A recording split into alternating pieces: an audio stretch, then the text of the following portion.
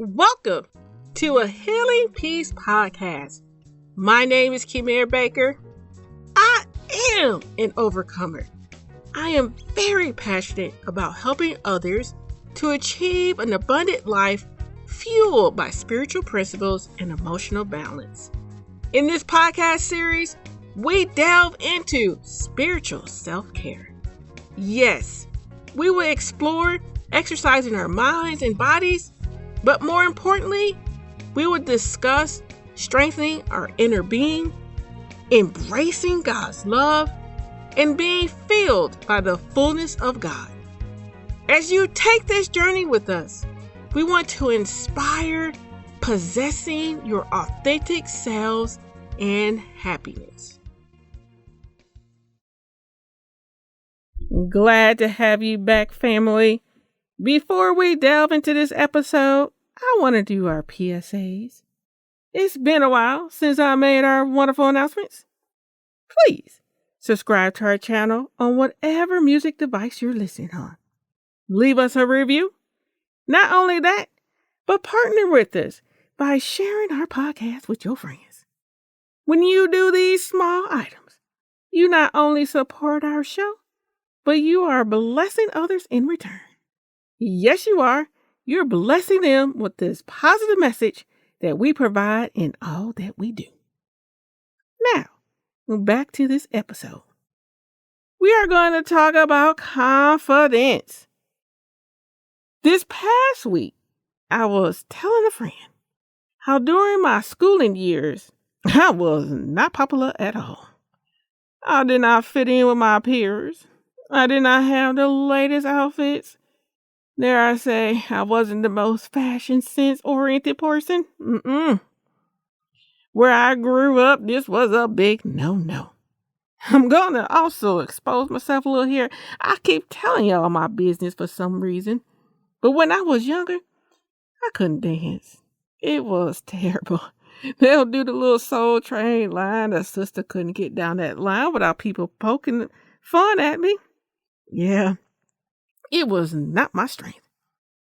But of course, in all these things that I share, boy, was I ridiculed. My friend, she asked me, well, how did you survive school under such conditions? I'm going to tell you how I did it later on. In the meantime, I believe to understand how to gain confidence, we must first examine the opposite behavior. What is the opposite of confidence? I'm glad you asked the question. It is self-doubt. Since we are highlighting our wonderful Moving Beyond Emotional Hurt course, which I hope you guys have checked out so far, it's a great course. But in the course, we have a segment on understanding self-doubt. In this segment, we explore self-doubt, but also provide a few techniques to infuse your being with God's goodness instead of those negative, nasty, false core beliefs. I'm going to play a highlight from our audio lesson, which is taken directly from our podcast series. Yes, it is. After the audio, I will provide some strategies to have confidence that wows. I'm continuing to explore how women respond when people or life experience hurt us. Again, we asked women to answer this question, and we're going to spend time throughout this series to address their responses, or our response. The number 2 answer to how we respond when experiencing hurt is self-doubt. What does it mean to possess self-doubt? The short answer is that we lack confidence in the reliability of our motives, personality, thought, and the like. Self-doubt usually occurs in relationships when we tend to take ownership of someone else's perception of us. It may be in the form of conflict or in the form of another person's influence in our lives. Like I shared before, it takes time to heal from emotional wounds. But I want you to be encouraged by the fact that God knows that it takes time, but in that time, He is still with you. He still believes in you. He doesn't want you to give up. Okay, I got a little carried away. Let's bring it back. Let's talk about some of the characteristics that happen with self doubt.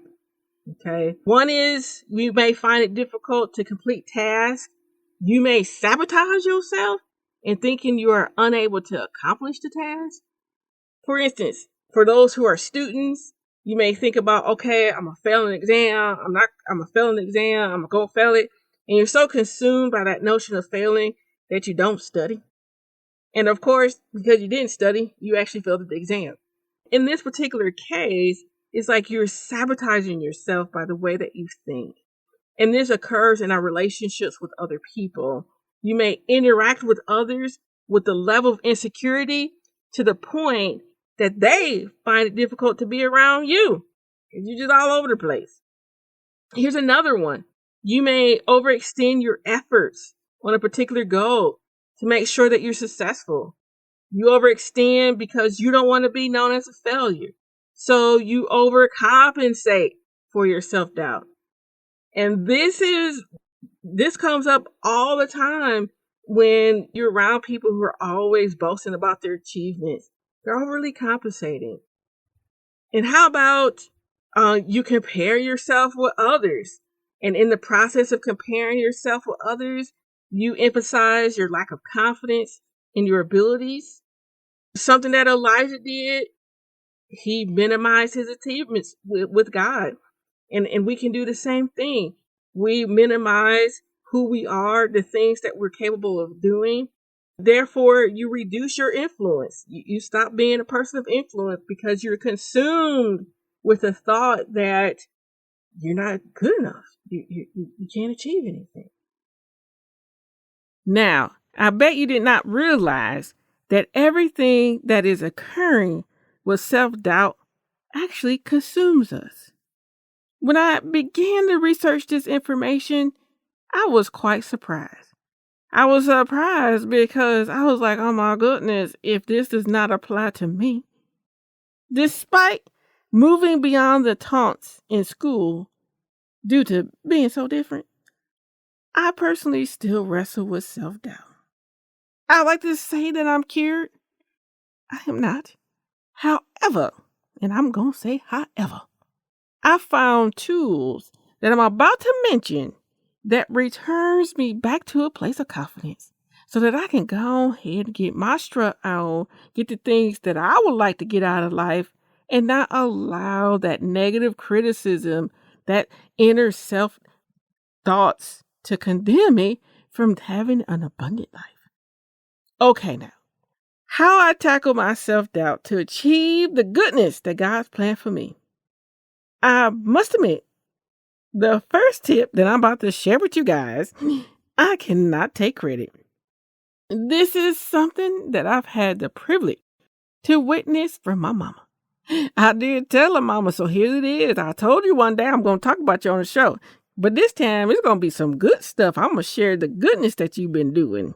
Yes, she is. That my mom, she's been having a spiritual awakening. She is reaping the benefits of putting God first in her life, as well as understanding the power of His Word. During this pandemic, boy, have we been home with ourselves. In this time, for my mom to keep her spirits up and her mind going good and right, she wakes up every morning and reads her power scriptures that provide affirmations to who she is. And ladies, one morning, I woke up and I listened to her repeat the scriptures over and over again. It was actually quite cute and inspiring all at the same time. She's determined that every day she is going to remember who God has declared her. She has repeatedly told me that when she starts her day in remembrance of him and his declarations, she always has a better day. Not only does her day go well, but she is more confident. She actually does have a cute little strut. Her leg goes up a little bit. Why? Because she knows that she's an incredible woman. And you know what? Yes, we all have flaws. She got some too, because we're human. But despite those things, she walks in that strut, having that confidence, knowing who God is, securing or being secured that he is going to work it out on her behalf. Now, I'll tell you what, she does tell me all the time when I'm being faithless, now, Kimera, that ain't the power of God. You better go and check yourself. Yep, she sure does. I welcome that level of faith and that challenge because sometimes we need a little help to get out of our heads. So tip number 1 is to begin your day with affirmations. You are incredible, intelligent, and a loved woman by God. You have a Father who will fight your battles and wants to tell you daily how much he loves you.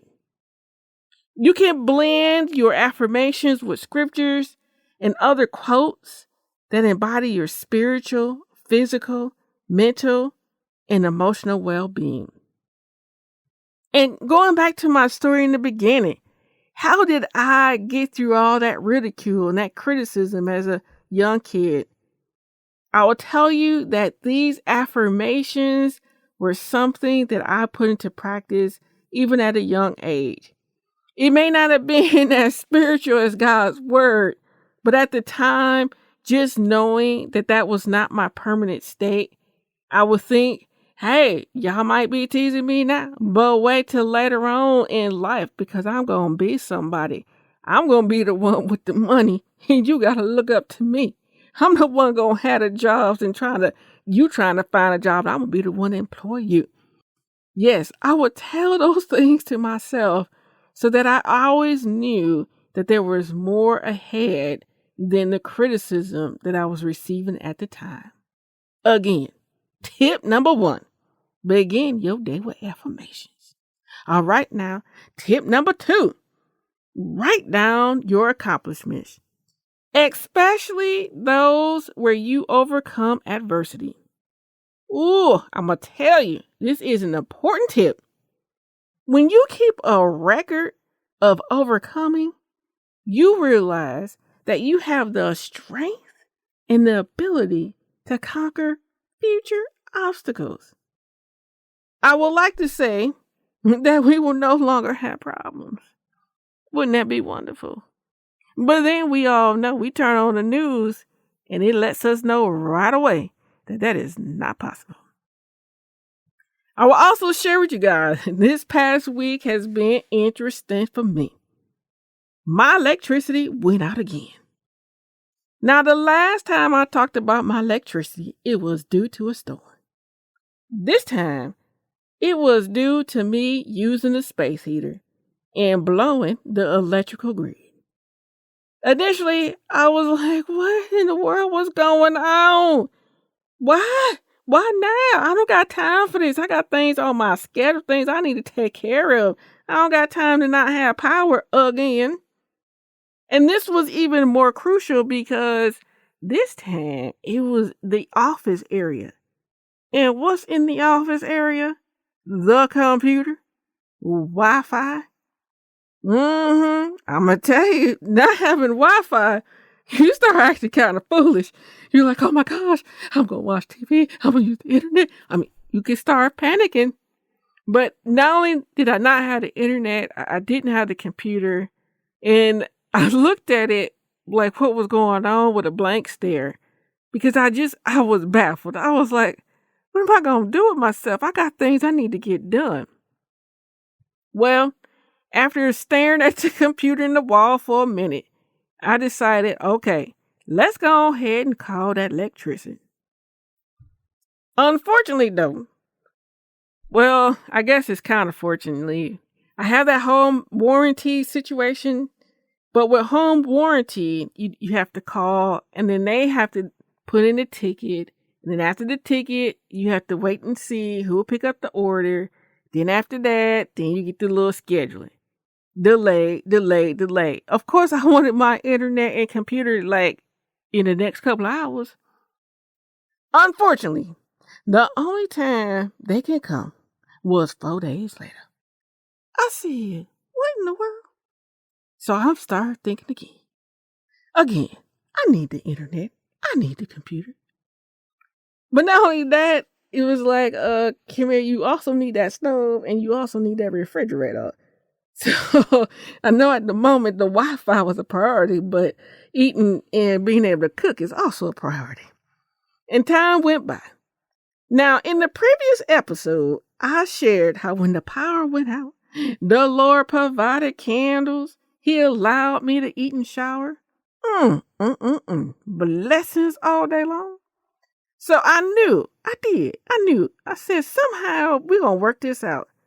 You're going to provide me Wi-Fi and the computer before 4 days. Yes, you are.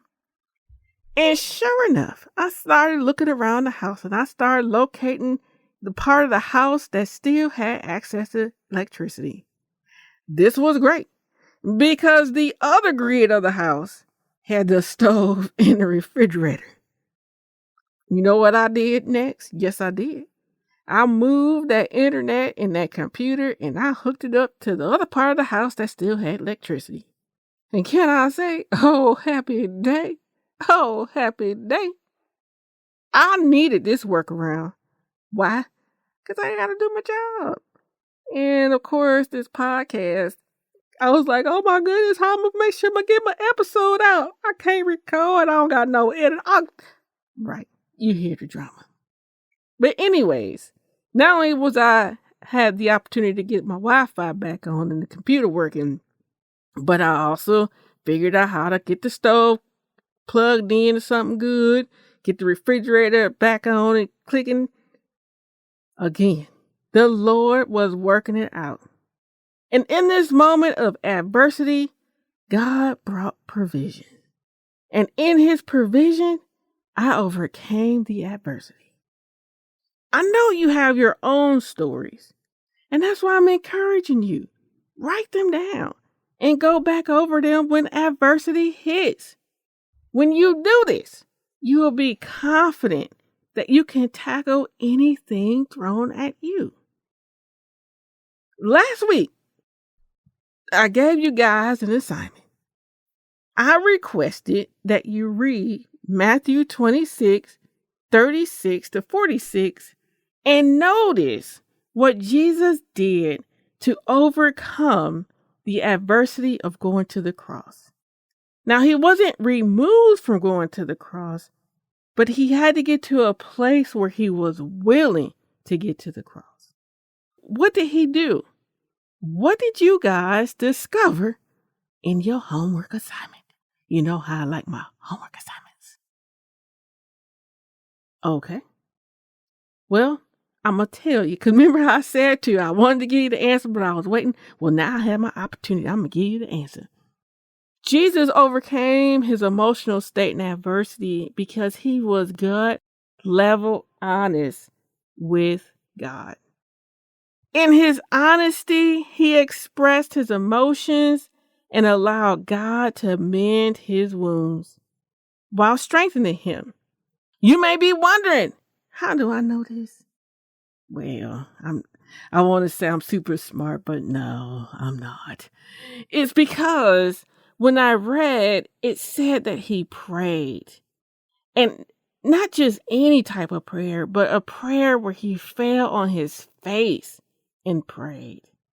Fall on your face is not a happy prayer. No, it's not. But it is one of anguish and desperation. Luke 22:44 states, and being in agony, he was praying very fervently, and his sweat became like drops of blood. Here is Jesus praying so hard that he sweat blood. He had to get out his anguish. And to do that, he went to his Father.